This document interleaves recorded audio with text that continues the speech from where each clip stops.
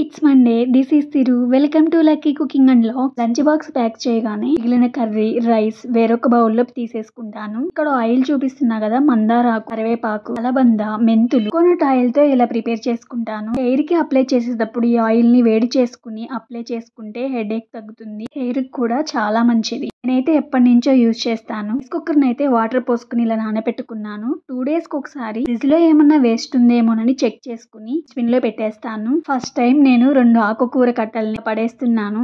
ఎప్పుడు ఇలా పడేయలేదు. ఒకటి యూజ్ చేసేసేదాన్ని. ఇందులో కూడా పన్నీర్ బుజ్జి ఉంది. లెఫ్ట్ ఓవర్ కర్రీస్ 2 days అయితే తింటాం. ఆ తర్వాత అయితే తినం అసలు ఇద్దరం. స్టేజ్ అంతా ఇలా బయట పెట్టేసి ఇదంతా క్లీన్ చేసుకున్నాను. అయిపోయి మా వారైతే కన్నప్ప మూవీ డౌన్లోడ్ చేశారు. అది చూశాను. చాలా బాగుంది. ఇప్పుడు స్టోరీ కదా ఉంది. ఇంకా ఈవినింగ్ టైంలో మా వారు ఆఫీస్ నుంచి వచ్చేటప్పుడైతే కన్ఫామ్ గా ఫోన్ చేస్తారు. ఆనియన్స్, అల్లం తీసుకురమ్మన్నాను. వాటితో పాటు మా వారు పనస తొనలు, నేరేడు పళ్ళు కూడా తెచ్చారు. బ్యాగ్ లో ఉన్న లంచ్ బాక్స్ కూడా తీసేసుకున్నాను. పెరుగన్నం పెడితే తినలేదు ఈ రోజు. పనస తొనలు అయితే ఒక్కసారి అడిగాను తెమ్మని. నాకు ఇష్టమేమోనని తెస్తూనే ఉంటారు. ఈ తొనల్ని చిన్నప్పుడు అస్సలు తినేదాన్ని కాదు. చేంజ్ అయిపోయింది టేస్ట్ అయితే. ఇప్పుడైతే చాలా ఇష్టంగా తింటున్నాను. నేరేడు పళ్ళు కూడా ఇలా క్లీన్ చేసుకున్నాను. ఇద్దరం ఇవి తింటూ మా వారు మళ్ళీ కన్నప్ప మూవీ చూస్తారు. నేను చూస్తాను. ఎప్పుడు ఇంతే 2 times చూస్తాను ఒక్కొక్క మూవీ. నైట్ డిన్నర్ లోకి పాస్తా ప్రిపేర్ చేస్తున్నాను. ఆనియన్స్, చిన్నులపాయలు, అల్లం తెచ్చారు కదా, ట్రేలో సర్దేసుకున్నాను.